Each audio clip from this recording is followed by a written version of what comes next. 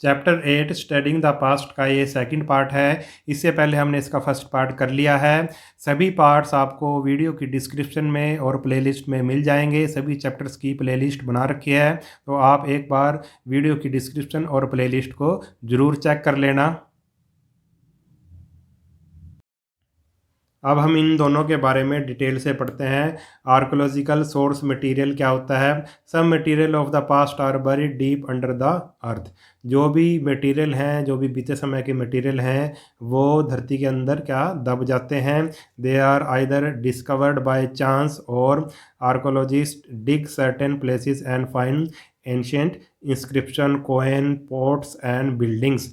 They are either discovered by chance. यहाँ तो ये जो मटेरियल होते हैं ये किस्मत से मिल जाते हैं। मान लो किसी और चीज़ की खुदाई हो रही हो और ये चीज़ मिल जाती है नीचे से। या फिर जो आर्कोलॉजिस्ट होते हैं, जो खुदाई वगैरह करते हैं, ठीक है, वैज्ञानिक आप उनको कह सकते हैं, जो खुदाई वगैरह करते हैं, वो किसी विशेष क्षेत्र को जब खोदते हैं, जगह को खोदते हैं, तो वहाँ से जो पुरानी इंस्क्रिप्शंस मिलती हैं, सिक्के मिलते हैं, पॉट्स बर्तन मिलते हैं, या फिर बिल्डिंग भी मिल जाती है, या पूरा का पूरा शहर भी कई बार ज़मीन के नीचे से मिल जाता है। The study of these remains tell the archaeologist about the religious, social and cultural condition of that time. और इन सब की जो भी मटेरियल ये मिलता है, ठीक है, इन सब की अगर जब वो उससे जो हिस्टोरियन है वो अंदाज़ा लगाते हैं, आर्कोलॉजिस्ट अंदाज़ा लगाते हैं कि उस समय उससे मतलब आर्कोलॉजिस्ट को पता लगता है कि उन लोगों का धर्म कैसा था, समाज कैसा था, कल्चर कैसा था, ठीक है, उस समय का। For example, building excavated from Mohenjodaro provide useful information about the Indus valley civilization. अब इसके बारे में आप अगले लेसन में पढ़ोगे। इंडस वैली सिविलाइजेशन आगे एक लेसन आएगा, उसमें आप पढ़ोगे इसके बारे में डिटेल में। जैसे कि भाई जो जब खोदी गई, तो मोहनजोदाड़ो एक जगह का नाम है। जब इसको खोदा गया तो इस पे आप ऐसे कह सकते हो कि एक पूरा नगर, पूरा शहर बसा हुआ मिला, ठीक है। तो इससे हमें यूज़फुल इन्फॉर्मेशन मिली कि उस समय कैसी सभ्यता थी, कैसी सिविलाइजेशन थी। इंडस वैली सिविलाइजेशन उसको कहा गया, उसके बारे में हमें डिटेल से पता लगता है जब उसकी खुदाई की गई। The archaeological source material are mainly inscriptions, coins, monuments, sculptures, painting, article of daily use and skeletons. जो भी आर्कोलॉजिकल सोर्स हैं, जो भी खुदाई से जो मटेरियल हमें मिले हैं, उसमें क्या होता है, इंस्क्रिप्शंस होता है। आगे हम पढ़ेंगे इंस्क्रिप्शंस क्या होता है। कॉइन यानी कि सिक्के, मोनूमेंट हैं या स्कल्पचर्स हैं, मूर्तियाँ वगैरह हैं, पेंटिंग है, या आर्टिकल ऑफ डेली यूज़, जो भी डेली यूज़ में जो चीज़ें का इस्तेमाल किया जाता है। या फिर स्केलेटन्स। स्केलेटन्स क्या होता है, इंसान के कंकाल वगैरह, ठीक है, या पशुओं के कंकाल वगैरह, ठीक है, उसको स्केलेटन को बोल देंगे। अब इंस्क्रिप्शन क्या होता है? Inscription are the writing which are engraved on rocks, pillar and clay tablet and the wall of the temple and caves। Inscription क्या है? इंस्क्रिप्शन का मतलब है राइटिंग, कुछ भी लिखाई, लिखित रूप में जो भी चीज़ किसके ऊपर है, या तो चट्टानों पे लिखा हुआ है, या खम्भों पे लिखा हुआ है, या फिर क्ले टैबलेट जैसे मिट्टी की ऐसे टैबलेट से बना के उस पर लिखा हुआ है, या फिर the walls of the temple, मंदिरों की जो दीवारों पर लिखा हुआ है, या फिर केव्स पे, गुफाओं में जो भी चीज़ लिखी हुई है, जो भी राइटिंग की फॉर्म में है, उसको हम क्या बोलेंगे? इंस्क्रिप्शंस बोलेंगे। They tell us about the king, their empires, achievement as well as the society and language of that period. और इन इंस्क्रिप्शन से हमें पता लगता है उन राजाओं के बारे में, उनके राज्य के बारे में, जो उनकी अचीवमेंट थी, जो उनकी सोसाइटी थी, और जो उनकी लैंग्वेज थी उस समय की, उसके बारे में हमें डिटेल से पता लगता है, ठीक है। The inscription of Ashoka period tell us about his achievement in field of administration and the step that he took like building hospital well for the welfare of the public. कुछ हमें अशोका की इंस्क्रिप्शंस मिली हैं उस समय की, अशोका के टाइम की। अशोक एक राजा था, आपको पता होगा, ठीक है। उसमें उन इंस्क्रिप्शन में उसकी अचीवमेंट का पता लगता है, उसकी एडमिनिस्ट्रेशन का पता लगता है कि वो राजकाज कैसे चलाता था, और उन स्टेप्स का पता लगता है जो उसने पब्लिक की भलाई के लिए, जैसे कि उसने बिल्डिंग बनवाई थी, हॉस्पिटल वगैरह या कुएँ वगैरह बनवाए थे, उन सब बातों का पता लगता है उन इंस्क्रिप्शंस को पढ़कर। The inscriptions were put up in the places where the common people could read them easily. और ये जो इंस्क्रिप्शन थी, जो लिखित आदेश थे या कुछ भी कह सकते हैं आप, राजा के द्वारा जो बनाई जाती थी इंस्क्रिप्शंस, वो कहाँ ऐसी जगह पे रखी जाती थी जहाँ पे जो कॉमन आम लोग उसको अच्छे से पढ़ सकें, उसको देख सकें। The study of inscription is called epigraphy. और जो इंस्क्रिप्शंस की जो स्टडी है उसको एपिग्राफी कहते हैं, कि जो ये जो पुरानी लिखाई हमें कहीं पे मिलती है उसकी स्टडी करने को क्या बोलते हैं, एपिग्राफी बोलते हैं। आगे है, देखो ये दे रखा है, अशोका की इंस्क्रिप्शन दे रखी है, एक जो हमें गुजरात में मिली है गिरनार में, ठीक है, और एक ये और इंस्क्रिप्शन दे रखी है।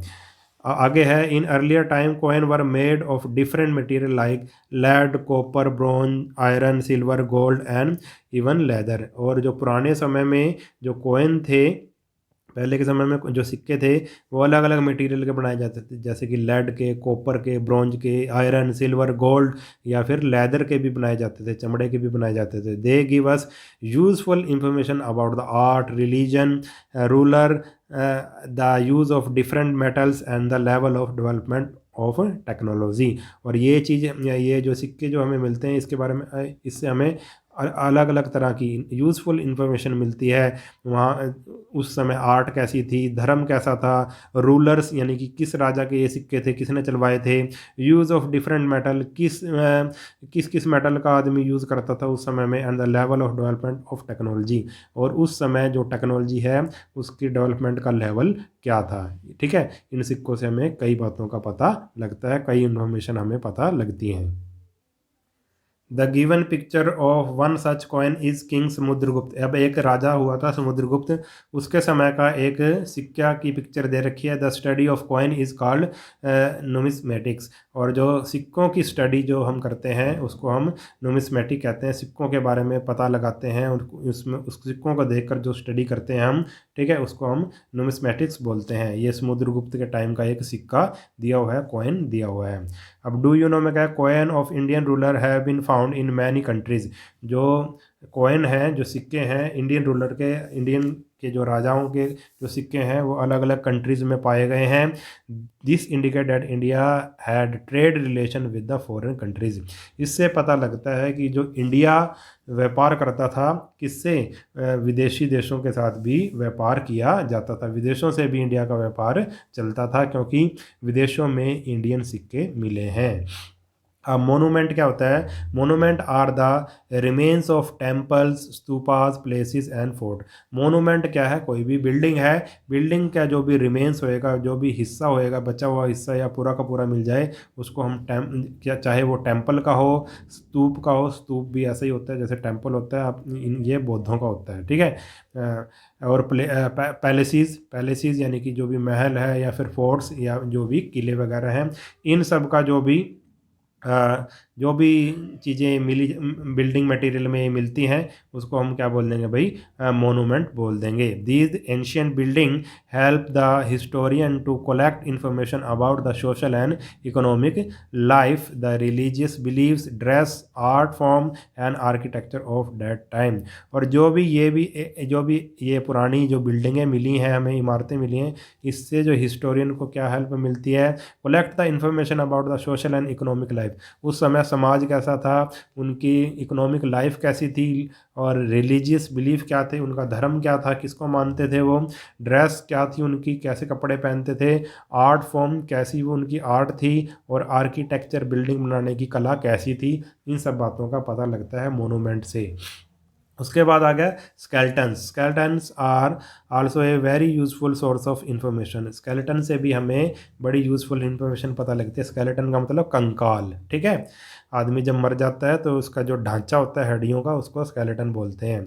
The student of skeleton studies try to know every minute detail about the skeleton and list their finding। जो स्टूडेंट होते हैं, जो स्टडी करते हैं इसकी स्केलेटल की, वो क्या करते हैं भाई, कि हर एक वो छोटे से छोटा डिटेल देखते हैं उस स्केलेटन की और उसकी, एंड लिस्ट देयर फाइंडिंग्स। और जो भी उन्हें मिलता है उससे उसको वो सही ढंग से लिख लेते हैं, उसकी लिस्ट बना लेते हैं। For example the skeleton of a women generally has broader hip और pelvic area for child bearing. अगर आप ये कैसे पता लगता है कि जो कंकाल है वो आदमी का है या औरत का है, उसको कैसे पता लगता है? इसका ऐसे पता लगता है कि जो वुमेन है उसकी जो हिप होता है या फिर आप पेल्विक एरिया कह सकते हैं, वो थोड़ा ब्रॉडर होता है, थोड़ा चौड़ा होता है। क्योंकि जो वुमेन है उन्हें बच्चों को जन्म देना पड़ता है, नेचुरली उनका जो हिप एरिया कह लो या पेल्विक एरिया कह लो, वो क्या होता है, आदमी से ब्रॉडर होता है, थोड़ा चौड़ा होता है। तो इससे पता लग जाता है ये कंकाल किसका है, आदमी का है या औरत का है, उसकी स्टडी से पता लग जाता है। Jewellery found on the skeleton also help in determining whether the skeleton belong to a women और ए मैन।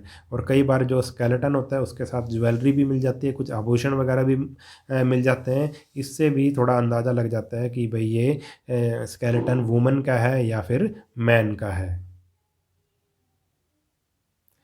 अब आगे है लिटरेरी सोर्सेज, यानी कि जो भी लिखित में हमें चीज़ें मिली है उसको हम लिटरेरी सोर्सेज बोल देंगे।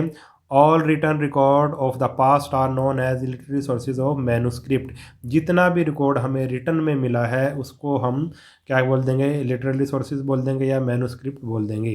They are very important for the historian, और जो हिस्ट्री लिखते हैं हिस्टोरियन, उनके लिए वो बहुत ही ज़्यादा इंपॉर्टेंट है। Before the invention of paper people wrote on dried palm leaves, bhojpatra, copper plate etcetera. जब तक कागज़ की खोज नहीं हुई थी उससे पहले लोग क्या करते थे, पाम ट्रीज़ होता है जो, उसकी लीव्स पे लिखते थे, सूखा जब ये पत्तियां सूख जाती थी उन पर लिखते थे, भोजपत्र पे लिखते थे, कॉपर प्लेट्स पे, जो कॉपर की प्लेट्स पे लिखते थे। Some of the literary sources are follow. अब कुछ लिटरेरी सोर्सेज दे रखे हैं उसके बारे में हम पढ़ लेते हैं। रिलीजियस लिटरेचर, रिलीजियस यानी कि धार्मिक, ठीक है, धर्म से संबंधित जो भी हमें पुस्तकें वगैरह मिली हैं या फिर लिटरेरी वर्क मिला है। Consist of the Vedas of the Hindus in Sanskrit, Pitakas of Buddhist in Pali and Angas of Jain in Prakrit. अब देखो कुछ हमें लिटरेरी वर्क मिला है जो धर्म पर आधारित है, ठीक है, जैसे कि हिंदुओं का वेद मिले हैं हमें जो संस्कृत में लिखे हुए हैं, पीटक्स मिले हैं हमें बुद्धिस्ट के इन पाली लैंग्वेज में मिले हैं, और प्राकृतिक लैंग्वेज में अंश मिले हैं किसके, जैन धर्म के। They tell us about the religious belief, society, custom and tradition of that time.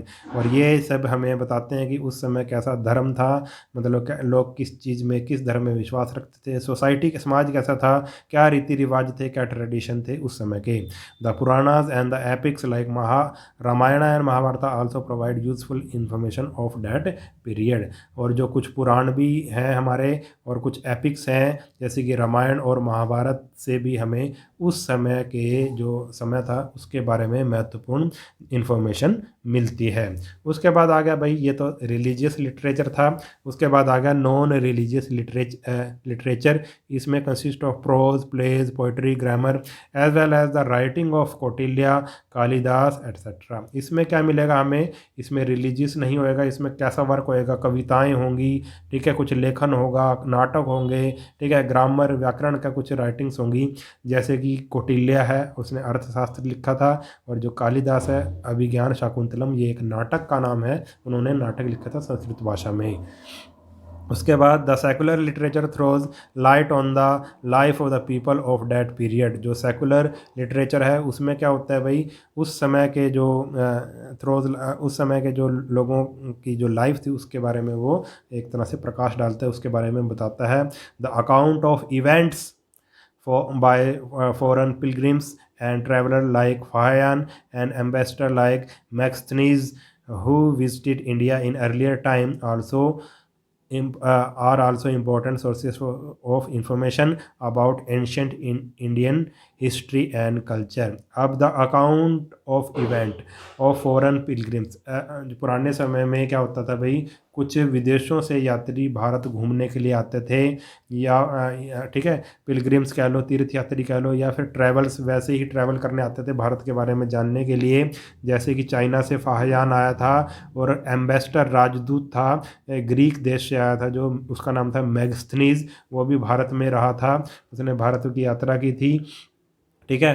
तो उन्होंने भी भारत के बारे में ठीक है कुछ अकाउंट लिखे हैं, कुछ घटनाओं का वर्णन किया है। ठीक है, ये भी जो उन्होंने लिखा है, यात्रियों ने लिखा है जो बाहर से आए थे, उससे भी हमें उस समय के पुराने इंडिया के बारे में, वहाँ उसकी हिस्ट्री और कल्चर के बारे में पता चलता है। आगे है historical literature consist of autobiographies of the ancient ruler and biographical sketches like Harsha Charita. अब हिस्टोरिकल लिटरेचर जो इसके बारे में, हिस्ट्री के बारे में पता लगता है, ऐसा लिटरेचर जैसे कि ऑटोबायोग्राफी, जैसे किसी राजा ने अपने बारे में लिखा है या किसी व्यक्ति ने अपने बारे में कोई किताब लिखी है, अपने जीवन पे जो किताब लिखी है उसको ऑटोबायोग्राफी बोल देंगे। जो भी एशियंट रूलर थे, जो भी पुराने राजा थे, या फिर बायोग्राफिकल स्केचेज, या किसी दूसरे लेखक ने उन राजाओं के बारे में या उन लोगों के बारे में लिखा हो, उसको बायोग्राफिकल स्केचेस बोल देंगे। ऑटोबायोग्राफी क्या होती है? जो खुद व्यक्ति अपने जीवन के बारे में लिखता है वो ऑटोबायोग्राफी होती है। और बायोग्राफी क्या होती है? जो कोई दूसरा व्यक्ति किसी के जीवन के बारे में लिखता है उसको हम बायोग्राफी कहेंगे। जैसे कि हर्ष चरित्र, ये हर्ष एक राजा था, उसके बारे में किसी ने लिखा था, एक किताब लिखी थी उसके जीवन के बारे में, तो हर्ष चरित्र बोल देंगे उसको। ठीक है, उस किताब का नाम था। The various sources of history provide knowledge about marvels of the past and inspire us to march forward to achieve greater height. जो वेरियस सोर्सेज ऑफ हिस्ट्री हैं, जो सोर्सेज ऑफ हिस्ट्री हैं वो हमें पास्ट के बारे में बताते हैं, पास्ट की नॉलेज देते हैं। ठीक है, और हमें इंस्पायर करते हैं कि हम आगे बढ़ें और अचीव ग्रेटर हाइट, और मतलब विकास के रास्ते पर चलें और नई नई जो हाइट्स को अचीव करें। अब आगे हमें temples of Java and Cambodia, ये भी टेम्पल्स मिले हैं आर्कोलॉजिकल। ठीक है, ये देखो ये टेम्पल्स हैं, temples of Java and Cambodia. ये विदेशों में भारत के कुछ मंदिर मिले हैं। इसका मतलब है कि भारत की जो संस्कृति थी वो विदेशों तक फैली हुई थी। डू यू नो में क्या है? The temples found in Java and Cambodia tell us about spread of Indian culture to distant countries in ancient times. यही बात आ गई कि भाई जो टेम्पल जो मिले हैं जावा में और कंबोडिया में, इससे हमें पता लगता है कि जो इंडियन कल्चर था पुराने समय में वो क्या अभी विदेशों में भी फैला हुआ था। ठीक है, कंट्रीज इन एंशियंट टाइम, पुराने समय में ये विदेशों तक फैला हुआ था इंडियन कल्चर। तो ये लेसन हमारा हो गया कंप्लीट। अगर वीडियो आपको अच्छा लगा है तो चैनल को सब्सक्राइब कर लेना और वीडियो को अपने सभी दोस्तों के साथ शेयर जरूर कर देना। मिलते हैं नेक्स्ट वीडियो में, तब तक के लिए नमस्कार।